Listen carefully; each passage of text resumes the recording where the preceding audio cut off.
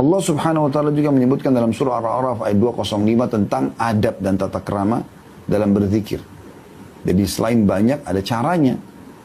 Perhatikan di sini Allah jelaskan dengan sangat gamblang.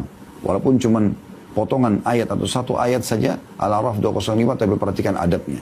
Assalamualaikum warahmatullahi wabarakatuh. Alhamdulillah.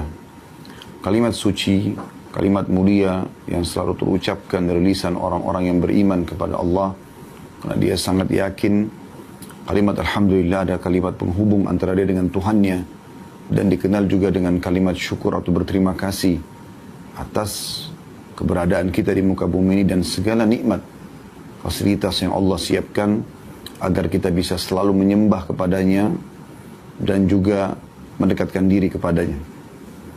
Selanjutnya kita panjatkan salam hormat kita, salawat dan taslim kepada utusan Allah subhanahu wa ta'ala, Nabi besar Muhammad sallallahu alaihi wa ala alihi wa sahbihi wasallam, sebagaimana Allah telah memerintahkan kita untuk mengucapkannya dan juga para malaikat diperintahkan untuk mengucapkan salam hormat ini.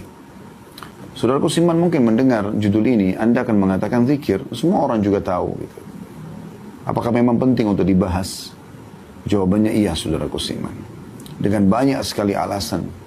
Di antaranya adalah satu-satunya ibadah yang diperintahkan untuk dikerjakan di dunia dan memiliki keutamaan yang sangat besar.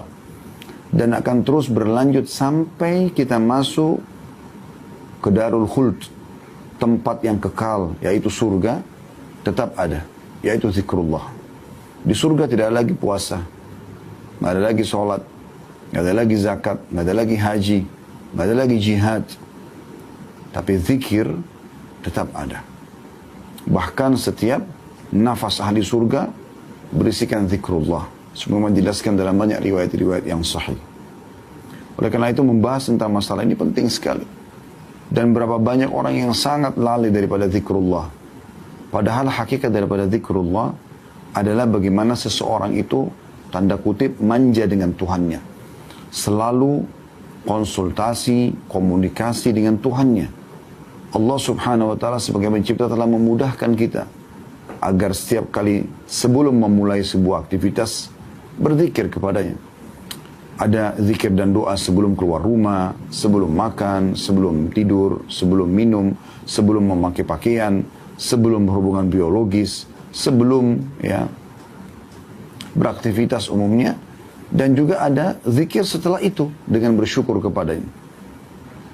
Maka Allah subhanahu wa ta'ala memang menginginkan agar kita sebagai hambanya sering dekat dengan itu, selalu dekat dengannya. Dan di antara yang paling baik adalah zikrullah. Kalau kita bicara tentang makna zikir secara global, semua yang mengingat Allah diistilahkan dengan zikir. Maka masuk dalamnya, sholat adalah zikir, doa adalah zikir, kemudian haji, umrah, jihad, bakti sama orang tua. Semua yang mengingat perintah Allah diistilahkan juga dengan zikir secara global. Namun secara khusus, zikrullah, kalau dimutlakkan secara khusus adalah lafaz-lafaz zikir yang disebutkan secara khusus seperti habis sholat, zikir pagi petang, kemudian yang berhubungan dengan aktivitas kita sehari-hari seperti mau tidur, bangun tidur, mau makan, habis makan, mau minum, habis minum, mau berhubungan biologis, mau pakai baju, buka baju, dan seterusnya. Untuk lebih jelasnya teman-teman sekalian, supaya Anda termotivasi untuk mengerjakan sebuah jenis ibadah yang Allah perintahkan, maka ada sebuah kata kunci dulu, yaitu baca keutamaannya. Dalam bahasa ceramah itu biasanya fadilah, ya. Jamaknya fadail. Kalau kita mau rajin bersedekah, kita mau rajin sholat malam, kita mau rajin sholat duha, kita mau rajin bakti dengan orang tua, berzikir, berdoa, jenguk orang sakit, apa saja perintah agama, maka dianjurkan oleh para ulama membaca fadilahnya atau keutamaannya. Karena ini adalah janji-janji Allah subhanahu wa ta'ala yang tidak akan mungkin luput. Pasti kita dapatkan. Dan manusia kalau dijanjikan sesuatu, kalau dia kerjakan sesuatu maka dia akan mendapatkan balasannya. Mereka akan termotivasi untuk mengerjakan. Dan itulah sebabnya kenapa semua ibadah, tidak terkecuali pasti ada janji Allah subhanahu wa ta'ala di situ. Kita lihat dalam buku-buku hadits ada keutamaan atau fadilah. Ini semua adalah motivasi. Sebagaimana juga Anda kalau ingin meninggalkan satu perbuatan yang Anda anggap buruk, ya, maka kata kuncinya Anda baca ancaman Allah di dosa itu. Misalnya orang lagi riba, mencuri, menipu, berbohong, berzina, apa saja. Coba baca ancaman Allah di dosa yang sedang Anda lakukan. Maka ancaman ini akan membuat kita berhenti dari perbuatan tersebut. Minimal kita berhati-hati. Dalam masalah zikir ini kita akan buka insya Allah dengan masalah keutamaannya dulu. Tidak asing lagi, banyak dalil, di antaranya firman Allah Subhanahu wa taala dalam surah Al-Baqarah ayat 152. A'udzu billahi minasyaitonir rajim. Fadhkuruni adzkurkum washkuruli wala takfurun, kata Allah. Artinya, berzikirlah kepadaku atau ingatlah kamu kepadaku. Niscaya aku juga akan ingat kepadamu. Dan bersyukurlah kepadaku, janganlah kamu mengingkari nikmatku. Di sini ada perintah Allah Subhanahu wa taala agar mengingat kepadanya. Ya. Maka Allah juga akan ingat. Anda misalnya sekarang teman-teman panitia dari kampus Ma'had Aisyah binti Abi Bakar radhiyallahu anhuma, bagaimana kalau seandainya Anda punya atasan di kampus, ya. Ada dekan, mungkin ada rektor, ya. Dan rektor ini atau dekan ini akan terus menyebut kita atau memuji-muji kita. Tentu karena ada prestasi, maka akan membuat kita punya kebanggaan tersendiri. Oh, si fulan atau si fulana ini begini dan begitu. Allah Subhanahu wa taala pencipta langit dan bumi akan selalu mengingat dan menyebut-nyebut nama hambanya yang mengingatnya. Dan kalau Allah mengingat, artinya Allah akan selalu memenuhi kebutuhannya. Allah akan mendengarkan doanya. Allah akan memaafkan atau menerima permintaan maafnya. Itu makna daripada Allah mengingat. Allah mengatakan di Al-Baqarah ini, fadhkuruni azkurkum. Ingatlah kepada aku akan ingat kepada kalian. Itu maknanya tadi. Dan Allah Subhanahu wa taala menyuruh kita berzikir atau mengingat kepadanya bukan cuma zikir asal-asalan, tapi zikir yang banyak. Perhatikan dalam surah Al-Ahzab ayat 41 Allah berfirman, a'udzubillahi minasyaitonir rajim, ya ayyuhalladzina amanu dzkurullaha dzikran katsira. Hai orang beriman, berzikirlah kepada Allah dengan zikir yang banyak. Bukan hanya sekedar zikir, tapi ada kalimat atau kata katsira. Artinya sebanyak-banyaknya. Sebanyak-banyaknya. Bukan hanya 1-2 kali, tapi berulang-ulang. Allah juga memuji laki-laki dan perempuan yang suka berzikir kepada Allah dengan zikir yang banyak. Kekal ditilawakan oleh orang beriman masih dalam surah Al-Ahzab tadi, surah yang sama, ayatnya 35. Yang bunyinya a'udzubillahi minasyaitonir rajim wadz-dzakirinallaha katsiran wadz-dzakirat a'addallahu lahum maghfiratan wa ajran 'azima.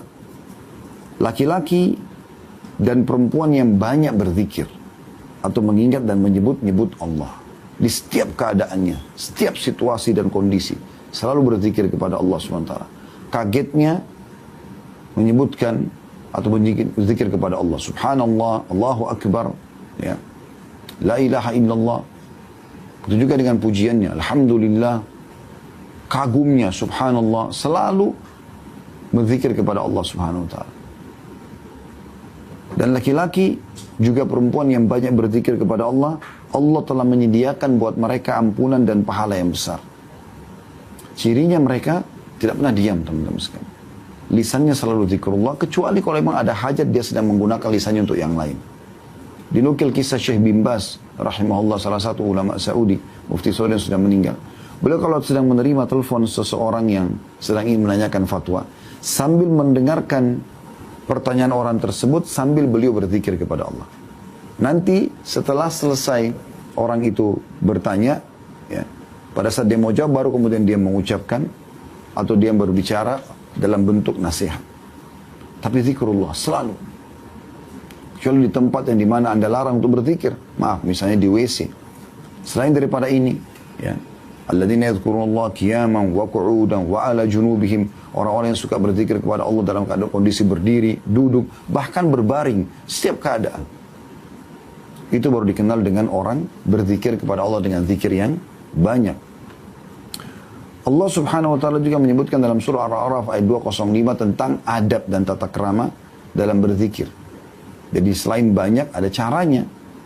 Perhatikan di sini Allah jelaskan dengan sangat gamblang. Walaupun cuma potongan ayat atau satu ayat saja Al-A'raf 205, tapi perhatikan adabnya. A'udzu billahi minasyaitonir rajim wadhkur rabbaka fi nafsika tadarru'an, ini yang pertama, wa khifatan, dua. Yang ketiga, wa dunal jahri minal qawli bil ghudwi wal asali wa la takum minal ghafilin. Ada tiga hal yang disebutkan dalam adab masalah ini. Wadhkur rabbaka fi nafsika, sebutkanlah nama Tuhanmu dalam hatimu atau dalam dirimu, tadarru'an, dengan merendah diri, bukan dengan kesombongan, tapi dengan tahu kemahagungan Allah. Kemudian wa khifah, rasa takut akan adab Allah, ya. Takut kurangnya amal. Dan wadunal jahri minal qaul, ini poin yang perlu digarisbawahi. Dan tidak mengeraskan suara, tidak teriak-teriak. Banyak orang berzikir kepada Allah tapi teriak-teriak. Sampai pernah ada sahabat Nabi, pada saat Nabi SAW mengajak mereka menembus atau sampai ke benteng Khaybar, benteng orang Yahudi, mereka teriak dengan suara keras, Allahu Akbar, pada saat tiba di depan benteng. Padahal ini musuh sedang di depan mata, memang saatnya bertakbir gitu. Maka kata Nabi SAW, kecilkan suara kalian, bukan harus ya teriak-teriak seperti itu. Karena yang sedang kalian sebut ini bukan zat yang tuli. Itu juga dalam satu waktu perjalanan Nabi SAW mengatakan, pulang dari peperangan, kalau kalian sedang menukik, bertakbirlah. Kalau kalian sedang turun, ya, bertasbihlah. Maka ada seorang sahabat pada saat lagi menukik untanya di gurun pasir, teriak Allahu Akbar. Kata Nabi SAW, kecilkan suara. Karena yang sedang kau panggil bukan zat yang tuli, maha mendengar, tahu apa yang dizikirkan. Maka ada adabnya, nggak boleh teriak-teriak. Bagaimana anda kalau ketemu dengan orang yang anda hormati lalu anda teriak-teriak, mungkin anda diusir. Ada adab. Boleh ada suara, bukan tidak boleh, tapi jangan sampai berteriak-teriak. Lalu kata Allah, di waktu pagi dan petang, maknanya sepanjang pagi sampai menjelang petang, dan sepanjang petang sampai menjelang pagi lagi. Jadi tidak ada waktu untuk tidak berzikir gitu. Dan jangan kamu termasuk orang-orang yang lalai. Maknanya jangan ada detik-detik hidupmu di mana kau tidak isi dengan zikrullah. Perhatikan ini, bagaimana Allah menitik beratkan masalah pentingnya zikir itu. Kita dengarkan hadis Nabi SAW. Yang pertama adalah hadis yang diriwayatkan oleh Bukhari, jadi 11 halaman 208. Yang berbunyi, kata beliau sallallahu alaihi wasallam, "Mathalul ladzi yadhkuru rabbahu wal ladzi la yadhkuru rabbahu, mathalul hayyi wal mayyit." Perumpamaan orang yang berzikir kepada Tuhannya dan yang tidak berzikir seperti orang yang hidup dan orang yang mati. Perhatikan, orang yang hidup bisa bergerak, bisa beraktivitas, bisa ngobrol, bisa melihat, bisa mendengar, bisa segala macam. Orang mati tidak bisa buat apa-apa. Saya subhanallah hari Jumat yang lalu, 2 pekan yang lalu, sempat sholat Jumat di dekat kantor. Ada jenazah yang mau disolatin selepas Jumat. Diletakkan jenazah itu di bagian teras masjid, tapi di sebelah jenazah itu masih ada soft sholat. Karena kalau ditaruh di dalam akan memakan soft gitu. Tapi saya duduk di belakang orang yang duduk di sebelah geranda jenazah itu, dan khutbah Jumat berjalan. Sedang terjadi. Sedang dikumandangkan. Maka saya melihat subhanallah, di sebelahnya orang hidup masih bisa mendengarkan khutbah, masih bisa mengambil manfaat, masih tercatat pahalanya, gitu kan. Sementara di sebelahnya sama dengan manusia juga, sama dengan dia manusia, tapi sudah mati, nggak bisa buat apa-apa lagi. Mungkin dia masih mendengar, tapi sudah tidak bisa berbuat apa-apa, tidak bisa lagi beraktivitas. Maka beda sekali antara orang hidup dan orang yang mati. Maka itu perbedaan antara orang yang berzikir dengan orang yang tidak berzikir. Orang yang malas berzikir, teman-teman sekalian, akan masuk dalam kategori orang yang lalai. Akhirnya, kelalaian ini ditunggangi oleh syaitan. Ingat, kemaksiatan hanya akan terjadi di saat kita lalai atau ada waktu lowong. Kapan orang sibuk nonton sinetron, nonton film, dan lain-lain? Karena waktu lowongnya banyak. Nah, dia harus isi dengan hal-hal yang bermanfaat.